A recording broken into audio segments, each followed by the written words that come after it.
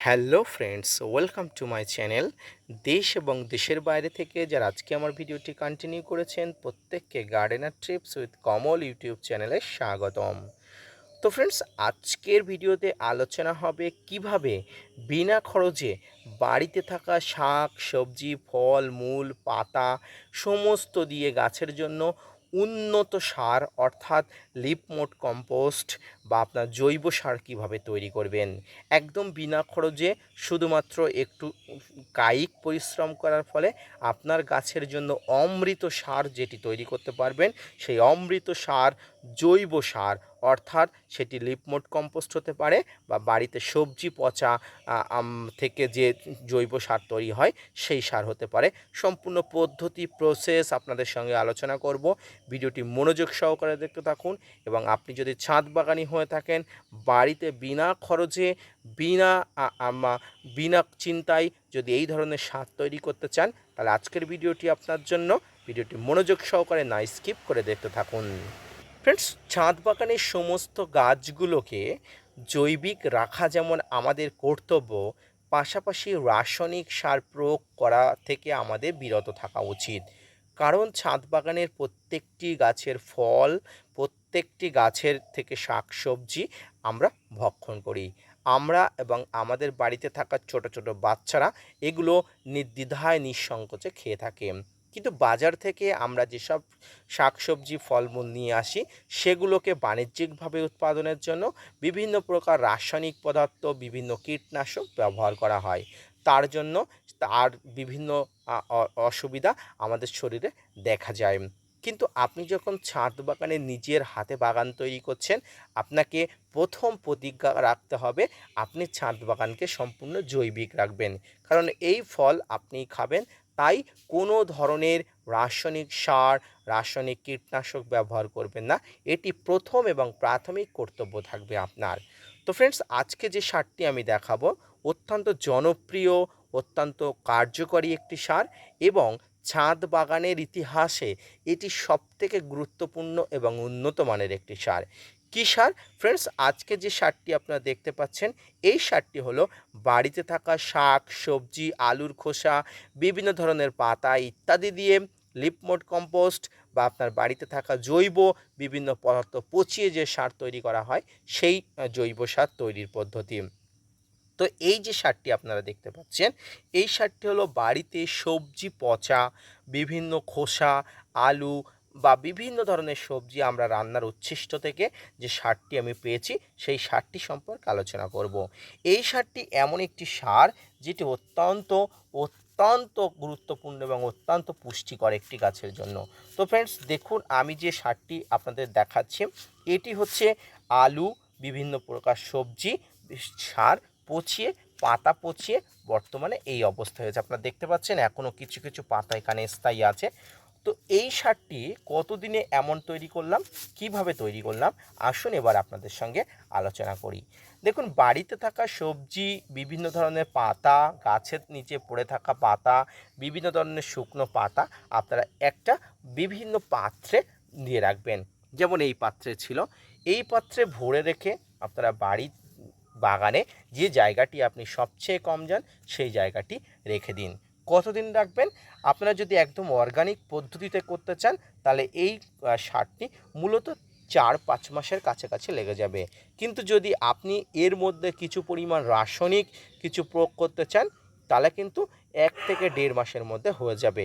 Friends, আমি প্রথমেই আপনাদের বলেছি সমস্ত সারটি অর্গানিক পদ্ধতিতে করবেন, তাই এর মধ্যে কোনো বাড়তি কোনো কিছু আপনারা প্রয়োগ করবেনই না। আর আমি প্রয়োগ করার বিষয়টা নিয়ে আলোচনা করছি না, আমি সম্পূর্ণ জৈবিক পদ্ধতিতে কীভাবে করতে হবে সেটি আলোচনা করলাম। তো ফ্রেন্ডস, এই সারের মধ্যে অবশ্যই এই জিনিসগুলো বাড়িতে প্রত্যেক দিনের পড়ে থাকা জিনিসগুলো আপনারা একটা পাত্রে ভর্তি করে, এক বস্তা ভর্তি করে আপনারা বাগানের একটা নির্দিষ্ট জায়গায় রাখবেন এবং প্রতিনিয়ত 2 থেকে 3 দিন অন্তর অন্তর আপনি ছাদ বাগানে যখন জল দিতে আসবেন, ওই পাত্রে অবশ্যই জল দেবেন। এইভাবে জল দেওয়া পরপরই আপনার দেখবেন কয়েক মাস পরে আপনার যে বাড়িতে থাকা বিভিন্ন শাকসবজি, বিভিন্ন আলুর খোসা, পাতা সব কিছু থেকে ধীরে ধীরে পচতে অবশ্যই এরকম অবস্থা এসে গেছে। যদিও এটি এখনও পর্যন্ত নরম আছে, এই জন্য আমি এটাকে রৌদ্রে শুকাতে দিয়েছি। রৌদ্রে শুকানোর পরে এটা একটা চালনি দিয়ে চেলে নিয়ে উন্নত মাত্রার সার তৈরি হয়ে যাবে। তো ফ্রেন্ডস, এইভাবে গাছকে, পাতাগুলোকে, আপনার সবজির খোসাগুলোকে পচিয়ে এই পর্যায়ে আসবে। যখনই এই পর্যায়ে আসবে তখনই আপনার প্রথম কর্তব্য হচ্ছে পাত্র থেকে বার করে এটিকে রোদে শুকিয়ে নেবেন। রৌদ্রে শুকিয়ে নেওয়ার পরে ছোট চালনি দিয়ে আপনারা এটাকে ভালো করে ছেঁকে নেবেন, অর্থাৎ ঝেড়ে নেবেন। দেখবেন ছোট ছোট গুঁড়ো গুঁড়ো যে পদার্থগুলো বার হচ্ছে সেটি হলো অত্যন্ত গুরুত্বপূর্ণ, কার্যকর। এবং যে জিনিসগুলো অবশিষ্ট থাকবে, যে জিনিসগুলো সব কিছু তো পচে যায় না, যে জিনিসগুলো অবশিষ্ট থাকবে সেই জিনিসগুলো আবার গাছের গোড়াতে দেওয়ার কাজে ব্যবহার করবেন। দেখবেন খুব ভালো কাজ হবে। ফ্রেন্ডস, এই জিনিসটা তৈরি করতে আপনাকে 1 টাকাও খরচা করতে হবে না। শুধুমাত্র আপনার কনসেন্ট্রেশন দিয়ে, আপনার কায়িক পরিশ্রম দিয়ে আপনি এটা তৈরি করতে পারেন। আপনি ইউটিউব, গুগল বিভিন্ন জায়গাতে সার্চ করলে দেখতে পারবেন সবথেকে উন্নত মানের জৈব সার কি। আপনাকে প্রথমেই দেখাবে লিফমোড কম্পোস্ট বা সবজি, বাড়িতে থাকা সবজির থেকে বিভিন্ন কম্পোস্ট সার। তো ফ্রেন্ডস, আজকের এই যে সার তৈরির পদ্ধতি আপনারা দেখুন, কালারটি দেখুন, অত্যন্ত সুন্দর এবং দৃষ্টিনন্দনীয় একটি কালার।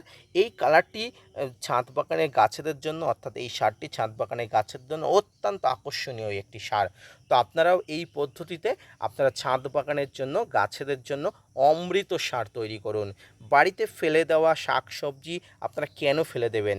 সেই ফেলে দেওয়া শাকসবজি থেকে গাছের জন্য যদি অমৃত সার তৈরি হয়ে থাকে, তাহলে কেন বা এগুলো ফেলে দিয়ে আপনারা ফালতু সময় নষ্ট করবেন?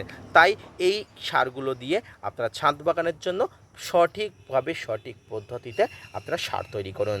তো ফ্রেন্ডস, আজকের এই ভিডিওটি কেমন লাগলো অবশ্যই লাইক, কমেন্ট, শেয়ার এবং সাবস্ক্রাইব করবেন।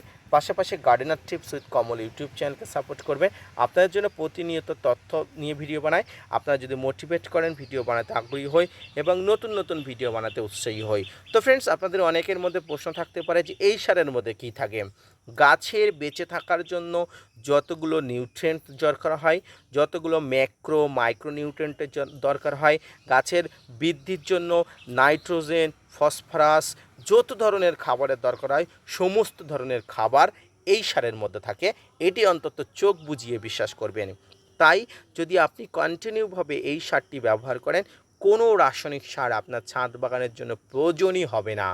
তাই একদম সঠিকভাবে আপনি এই সার ব্যবহার করুন, দেখবেন কোনো সারের ব্যবহার আর দরকার হবে না। অত্যন্ত সুন্দরভাবে আপনার গাছগুলো, ছাদ বাগানের গাছগুলো বেড়ে উঠবে।